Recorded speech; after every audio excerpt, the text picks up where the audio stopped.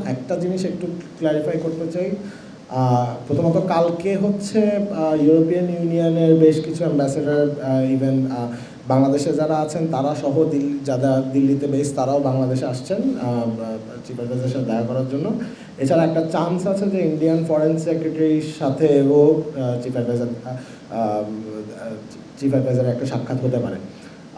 এছাড়া একটা জিনিস একটু অ্যাড্রেস করতে চাই প্রেস উইং থেকে, সেটা হচ্ছে গতকালকে শিক্ষা উপদেষ্টা ওয়াহিদুদ্দিন মাহমুদের একটা ইয়েতে বলা ছিল, উনি বলেছিলেন যে ওনার ব্যক্তিগত মতামত দিয়েছেন যে নেক্সট পরের 2025 ইলেকশন হতে পারে।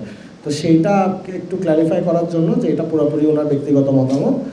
প্রধান উপদেষ্টার কাছ থেকে কিন্তু এখনো পর্যন্ত কোনো ইলেকশন ডেট এখনো পর্যন্ত আসে না, এবং প্রধান উপদেষ্টা এবং ইলেকশন কমিশনই এটা প্রধান উপদেষ্টা এটা করবে যে ইলেকশনটা কবে হবে। সো জাস্ট এটা একটু ক্লিয়ার করে দেওয়ার জন্য আর কি। বিভিন্ন জায়গা থেকে ডিসইনফরমেশন ছড়ানো হচ্ছে। সো ওভারঅল ডিসইনফরমেশনকে গুলো মেটার দৃষ্টি আকর্ষণ করা হয়েছে যে যাতে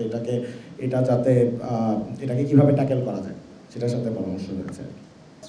এইটা একটু ফরেন, সো বেসিকলি এটা নাম্বারটা কতজন এটা একটু ফরেন মিনিস্ট্রির সাথে আপনি ক্লিয়ার হয়ে নিতে পারেন।